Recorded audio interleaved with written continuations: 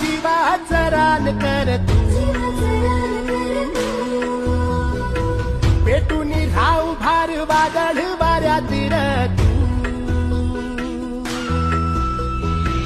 पडू दे ठिणगी लागू दे बनवा आई चरून फेड तू अंधार भेद उजेड पाड पहाट नवी